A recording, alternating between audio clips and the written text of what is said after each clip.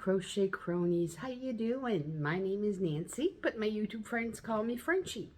If it's your first time here, make sure to click the subscribe button so you can see all my videos, and like and comment. That helps me out a lot, so I appreciate it. So today I'm going to show you what I'm working, one of the things that I'm working on. That's inspired by Crystal Bagodet's stained glass window granny square. I'll try to remember to link the video down below. And she made hers with black and rainbow Picasso yarn. And she does that a lot. I love it so much. It's so pretty with the black and the multicolored yarn. But I made mine with just changing colors every row. At first, I wanted to make a sweater out of it, but the measurements for her square is like 13 inches, and the math wasn't working out because for the front of the sword, like it's the two panels in the front, you know, like this, and I need an even number of squares. Well, one square on each side wasn't enough, and two would have been way too much, and just making one square on each side wouldn't look good. It would be too thick.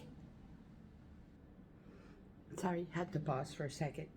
So like I was saying, yeah, 2 is not enough, 4 is too much, and the border would be too thick. It wouldn't look good. So what I decided to do was to make the square, try to make the square smaller by using a smaller hook, and see if the measurements for that would work out. But once I finished it, I realized I actually had no drape at all. Like, figured I'd make the whole sweater and it could stand up on its own. So I decided to scrap that, rethink, and I remade the square with the proper hook size, so it ends up the proper size, and it's a lot better. The drape is a lot better. And what I was gonna do is I was gonna design a smaller square that would be half the size, and make this like a focal point in the back of the sweater, like right in the middle of the back, and then have all the other squares around it to construct the shape of the sweater. So I came up with this square that I designed myself, inspired by how Crystal did her, you know, what's supposed to be like the soldering around the stained glass. And they're half of that, so I can sew 8 squares, and I have all 8 squares done that I'm going to sew all around the main square. And I'll mat that out and see if it's going to work out, and if not, I'll just turn it into a blanket. So we'll see how that looks, and I'll let you know in the progress, because I have enough yarn to make a blanket, I think.